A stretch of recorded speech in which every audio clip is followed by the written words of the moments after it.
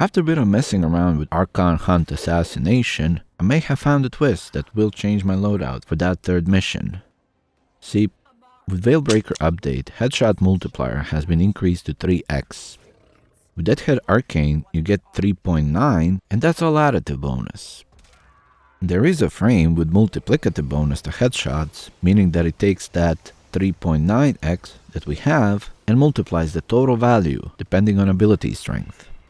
Of course, I'm talking about Ivara and her Prowl bonus. There seems to be a multitude of ways to do this.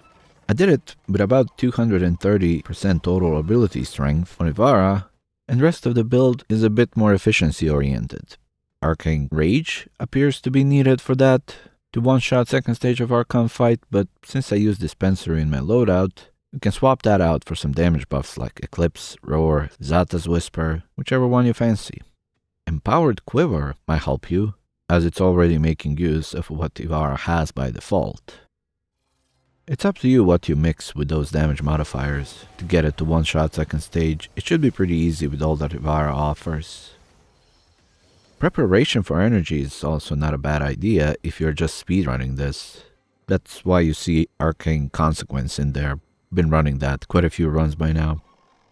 Weapon choice is as you'd expect. Kuva Hek and its alt fire mode. Build is the same I used previously, this time without a ribbon. So critical chance, critical damage, galvanized diffusion, vigilante armaments, radiation, and viral. Both prime elemental mods are in there, but I'm pretty sure it can be done without them if you overkill strength or other buffs. With Ivara and Kuva Hek alone without Arcane Rage, you can still one-shot first stage easily, just second stage is a bit harder. Close but no cigar.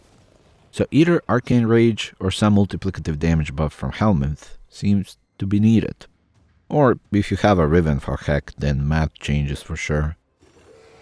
In the first stage it's pretty easy to approach an Archon and clap it, as you are invisible and they don't react to your presence. Your only concern is Sentients, who decide to roll up and do the spinning laser thingy. That destroys you. Rolling Guard might be of use here, but this is just a preliminary build, where I was trying to tune to see how much ability strength is needed, since headshot bonus of Prowl is tied to ability strength. In the second stage, Archon does spam more of its abilities, so getting that clean headshot is not always super easy. But since my goal here was to try to be close to an edge of what's needed to get it done, you can make a build that's much stronger than this, and have an easy time bringing it down to its knees from quite some range. But you need to be super careful. It's so easy to get wrecked as Ivara. This is more of a solo man's build. If you play in a squad and your teammates aggro enemies to start shooting, then 2 stray bullets is all it takes to bring you down.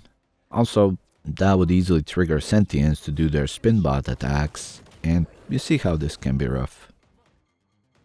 But it works so smooth, and this is likely how I'll keep on doing Archon Hunts from now. For me, Ivara is always fun times. All it takes is a reason to use her and I'm down.